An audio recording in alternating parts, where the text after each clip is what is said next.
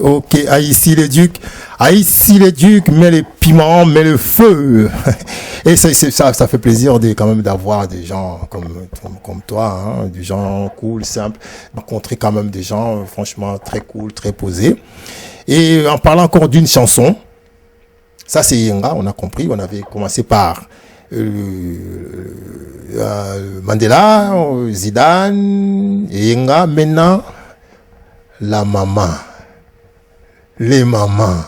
Aïe, aïe, aïe. Tu peux nous expliquer un peu la chanson là, mais pas en parabole, hein, pas en parabole, en clair. Oui, vous savez, les mamans, c'est le symbole même de ce qu'on ne voit pas. Si tu cherches Dieu, regarde la femme. J'ai chanté la fête des mères. C'était vraiment pour rendre hommage à tous les mamans. La maman n'est pas seulement celle qui a porté dans le ventre. Même ceux qui n'ont jamais mis au monde sont les mamans.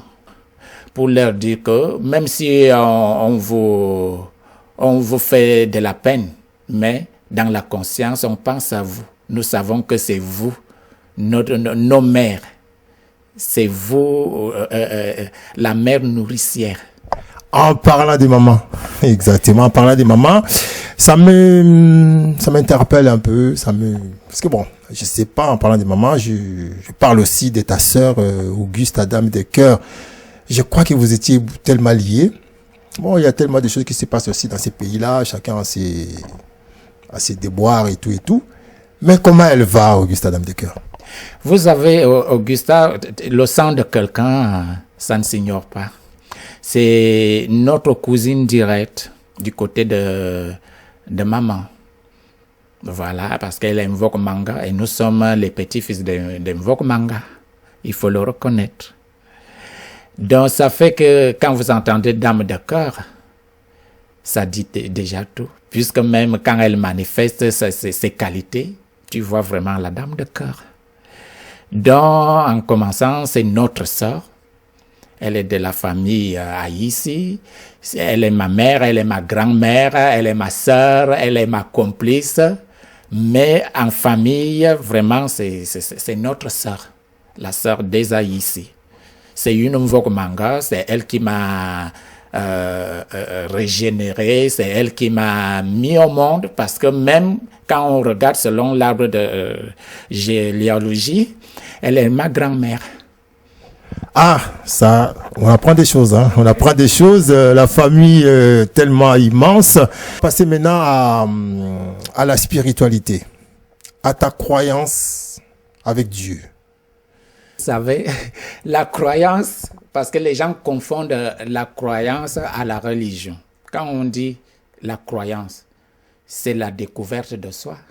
Et la foi, c'est quoi? C'est la lumière qu'on a en soi.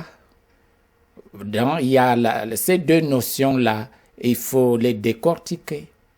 La croyance, c'est la découverte de soi-même. Voilà, qui suis-je? Et quand tu crois en quoi?